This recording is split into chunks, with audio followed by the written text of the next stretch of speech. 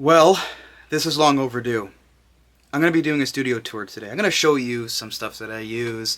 My desk, some gear, outboard gear I use in the computer. Well, software, not gear. So yeah, let's get the show on the road. As you can see from my desk, I have a lot of room for outboard gear.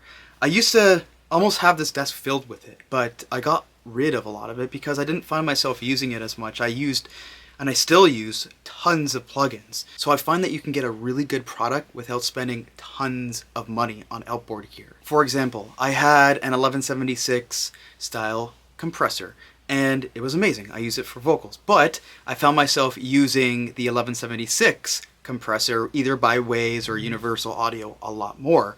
And I actually did an A/B test. My outboard gear at the time was a Neve 1073 preamp going into an 1176 compressor by Hairball Audio. The A/B test was basically just looking at the outboard gear versus the software. And the software I'm currently using now is by Universal Audio. It's the Universal Audio X8. I'm an idiot.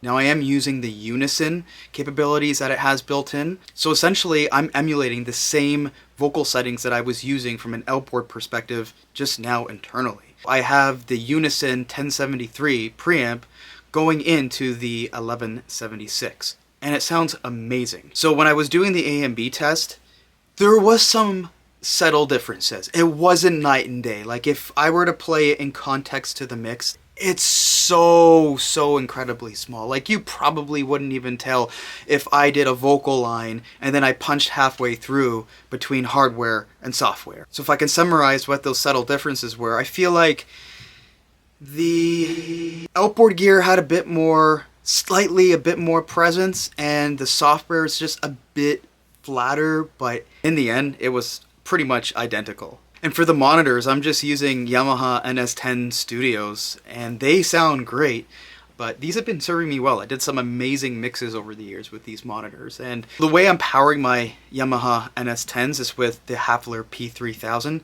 So then my monitoring is actually going through the PreSonus Central Station. Now to the Kemper. The Kemper is awesome. I have used it on a lot of songs. I have used it on a lot of albums for people that have come into my studio. Yeah, I do have a bit of a thing with it though. I truly don't think anything, and I mean this wholeheartedly, I don't think anything is going to beat the sound of a real amp. Now this isn't to say they aren't good. They're absolutely amazing. This is just me being a detailed nut. If I had the option to use a Kemper or a real amp, and I had like say like a diesel VH4 in my studio, hands down, I'm going to the VH4. No question about it. Really, at the end of the day, the Kemper sounds great. You have a vast array of options at your convenience. And I think for convenience purposes, they're really worth it. And I've already alluded to my Universal Audio X8. Before I used to use a Motu 896 MK3. I used that for like 15 or close to 15 years. And I was using PC before too. Now I'm using this Mac Studio, and the Mac Studio is unreal. As you can see here in my desk, like I don't have much. Like a lot of this stuff used to be filled. Now I have everything consolidated in a cube. Now for the desk. You're probably wondering, what desk is this? Well, I'm not going to tell you. No, I'm going to tell you. It's the Sterling modular desk. It was not cheap. And the reason why I got this desk was because I had tons of outboard gear. And it was great to have everything just centralized in one area. And the fact that I can just like toggle like settings and all that within arm's reach was really convenient. Now for the vocal mic. This is a Telefunken TF51. I love this thing. I used to use an SM7B. Great mic, love it, but I was just looking for a bit more character out of a mic. I've been using this mic for roughly 3 to 4 years now, and it just picks up all the fine details that I'm looking for within a microphone. Between the two mics, pricing is vastly different. So again, if you're on a budget, you want to still get a good vocal sound, go with something like a Shure SM7B. I hit up M Shadows from Avenged Sevenfold on Twitter, and I asked him what mic he used on the new album, and he said he used a Shure SM7B with some vocal effects and some different types of processing. I'm paraphrasing, but here's a screenshot. And for the display, I'm using this LG 4K monitor. I forget the model name.